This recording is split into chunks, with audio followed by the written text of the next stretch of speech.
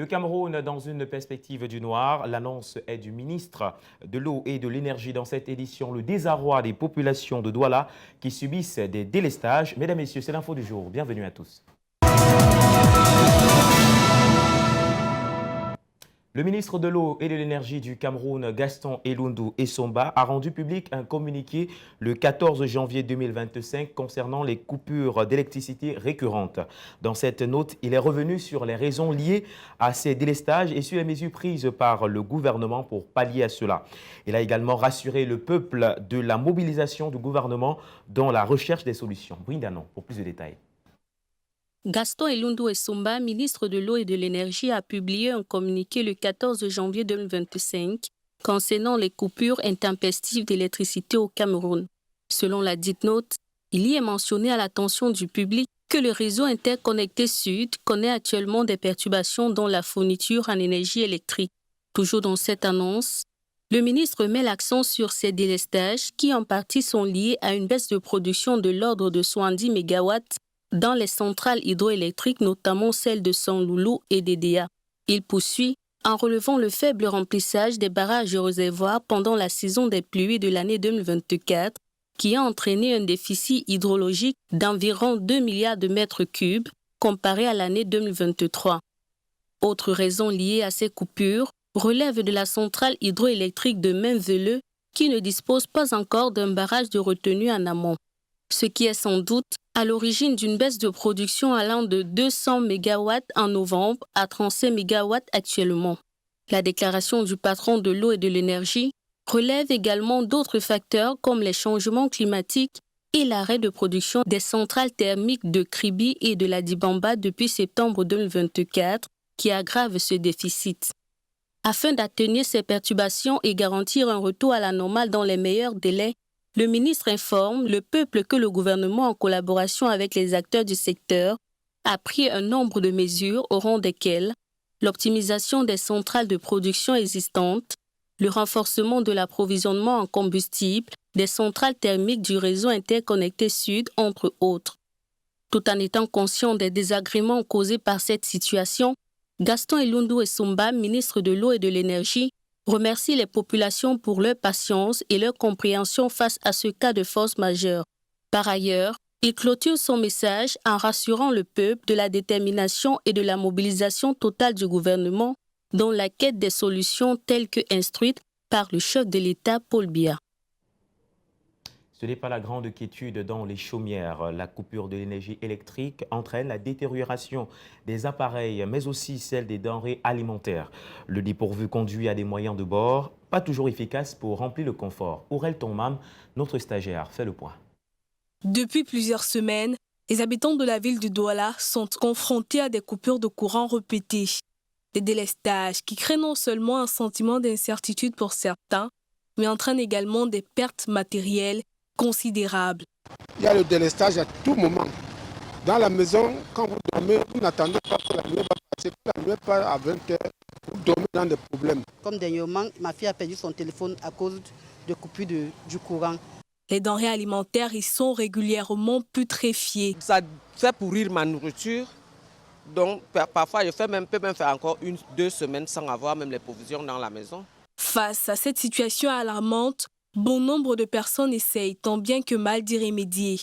Les lampes torches font désormais partie de leur quotidien. Nous, on a essayé de payer les lampes au marché là. Quand la lumière part, on allume pour éclairer au moins le salon. Tout le monde quitte la chambre pour venir sortir. Des fois, on ouvre la porte dans la nuit pour avoir la fraîcheur. Des mesures urgentes s'imposent pour assurer un approvisionnement stable en électricité dans les ménages. Les coupures régulières du courant ne vont pas sans conséquences sur l'économie. Sur le seul secteur des petites entreprises, le mal-être est profond.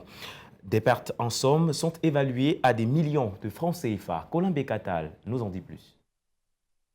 Rendu au XXIe siècle, l'énergie électrique est à l'économie ce que l'eau l'est à l'eau. Pourtant, au Cameroun et notamment à Douala, son pôle économique, l'électricité ne relève pas d'une denrée copieuse. Les jours ouvrables sont marqués par des coupures intempestives du courant Et c'est une économie dans presque tous les secteurs, tant de petites que de grandes entreprises, qui réalisent des pertes. Dans cet atelier de couture, les coupures de courant ont conduit littéralement à la peur de faire des affaires. Pour le moment, on refuse le travail, puisqu'il y a souvent pas la lumière. Tu vois, non? Il y a souvent pas la lumière, donc ça ne nous permet pas de prendre le travail. Quand quelqu'un vient avec le travail, tu es obligé de refuser. Quand tu refuses comme ça, c'est l'argent que tu refuses, c'est l'argent qui part comme ça. On a les responsabilités à prendre, on a les enfants à l'école qu'on n'a pas encore fini la scolarité. On doit payer les loyers, donc tout ça, donc ça ne nous arrange pas. Autre lieu pour les mêmes déboires, dans ce salon de coiffure, la période de fête de fin d'année propice à de grandes recettes n'a été pour aucun profit. J'ai perdu beaucoup de clients parce qu'en décembre, on coupait presque chaque jour, toute la journée, de 8 h parfois jusqu'à 18 h. Le recours au groupe électrogène n'est pas allé sans dépenses supplémentaires. Cette année, j'ai vu que c'était mieux d'acheter mon groupe. Cette année, j'ai dépensé au moins 50 000 de carburant. 50 000. Et ça continue toujours. On continue à dépenser. Chaque fois qu'on coupe, il faut acheter le carburant pour travailler. Que dire du secteur de la chair? Les bouchers, en l'occurrence, paient en somme et en équipement un tribut très lourd. Nous avons perdu, en 2018, nous avons perdu plus de 12 bœufs dans la chambre froide parce qu'il y avait le problème de la lumière. Les pertes qu'on a perdues, on ne peut pas, cette fois-ci ici, nous avons évalué les pertes qu'on a eues maintenant, c'est 120 millions. Bon, disons, depuis des années qu'on nous perdons, donc on ne peut pas évaluer, mais je parle de cette année, comme on a eu l'incendie. C'est juste un aperçu pour autant de ce que perd le Cameroun. À chacun donc d'évaluer le manque à gagner du 237 à l'échelle nationale. À présent, examinons l'état critique des infrastructures électriques au Cameroun. Des poteaux engloutis par des flammes et ceux abandonnés depuis des années. Cette crise met en danger des vies, des biens et des communautés entières. John Gon nous fait le point sur l'urgence d'une maintenance urgente et d'une action rapide. C'est dans ce reportage. Poles engulfed in flames, others fallen and left abandoned for over 2 years, Cameroon's electrical infrastructure is in a state of crisis. Across towns and cities, electric poles, once meant to illuminate and empower, have become symbols of danger and neglect. Such incidents are becoming too common, putting lives, property, and entire communities at risk. L'État avait promis de mettre en place le processus de poteaux en béton, mais on constate que cela tarde à être implémenté. Donc, il faut juste qu'on constate que c'est déplorable et ça crée beaucoup de dégâts, surtout pour la circulation et autres. Et c'est même un danger pour les enfants. Poor installation practices have left neighborhoods under a web of disorganized and overloaded cables, a disaster waiting to happen. Soit ce poteau a été mal implanté, lorsque il porte une charge, automatiquement il doit être penché. Alors, avec les intempéries, ça capte les poteaux, surtout les poteaux en bois. In recent years, the Cameroon government has acknowledged making efforts to replace aging wooden poles with more durable alternatives. However, with poles collapsing, cables sparking, and fires destroying entire connections, the people await a comprehensive solution, better maintenance, and faster response.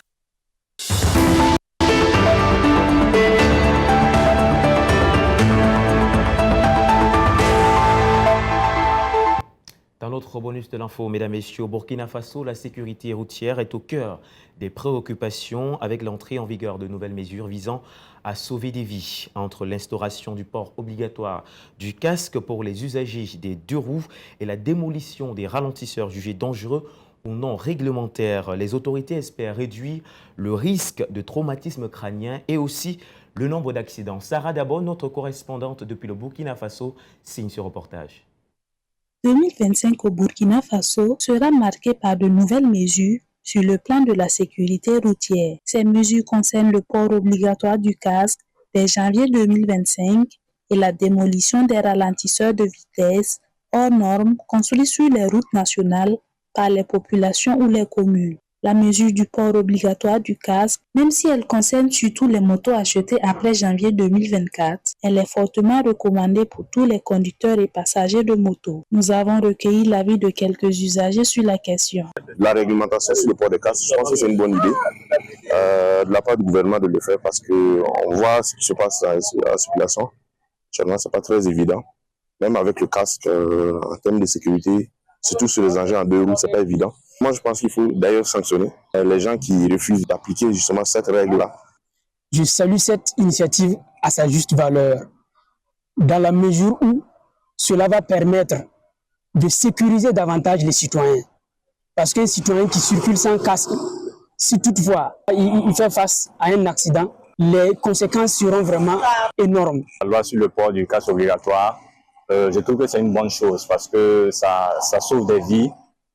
Maintenant, bon, je ne sais pas s'il y a une seconde phase, mais on aurait pu étendre ça à tout le monde. Cette décision est la bienvenue parce que le port du casque, c'est à la base pour la population, c'est pour tout un chacun. Il peut y avoir des situations qui arrivent, mais si déjà on minimise les risques à travers le port de casque, je pense que c'est quelque chose qui est très important pour, voilà, on va dire les ressources humaines qu'on protège. Et l'État fait bien de mettre la main dans la pâte pour, on va dire, dans une certaine mesure, obliger les gens. Quant aux ralentisseurs, ils sont souvent construits de manière anarchique, devenant ainsi une source de frustration pour les usagers et un danger pour la sécurité routière. Si pour certains la décision de démolir les ralentisseurs de vitesse hors normes est à saluer, pour d'autres, elle n'est pas une bonne idée. Pour les ralentisseurs de type Dodan effectués de manière archaïque, faudrait essayer de revoir ça parce que ça peut créer des accidents. Voilà, ça crée des accidents, ça crée des problèmes aux engins aussi. En ce qui concerne la démolition des ralentisseurs, qui était faite de façon vraiment anormale et exagérée, si je peux le dire, personnellement, je suis contre dans la mesure où, si on démolit ces ralentisseurs, les gens vont circuler à vive allure, à des vitesses vraiment où cela peut avoir des conséquences très graves. C'est quelque chose qui est la bienvenue. Les populations en ont besoin parce qu'effectivement, il y a des gens qui font la vitesse. Voilà, et ils ont eu à cogner des personnes, des victimes dans les 6 mètres et tout, c'est pas intéressant.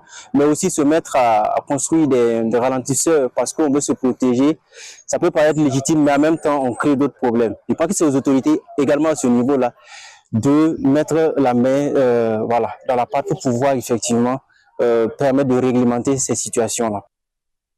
Rappelons que 64% des interventions de la Brigade nationale des sapeurs-pompiers étaient liées à des accidents de la circulation en 2024. Ces mesures visent à assurer une circulation routière avec moins de danger au pays des hommes intègres. Toutefois, le succès de ces mesures repose sur une mise en œuvre rigoureuse et un engagement collectif des citoyens. Et c'est justement au pays des hommes intègres, mesdames et messieurs, que nous mettons un terme à cette édition de l'information. Merci de l'avoir suivi. Restez sur les antennes de Global LTV. Les programmes se poursuivent. Bonsoir.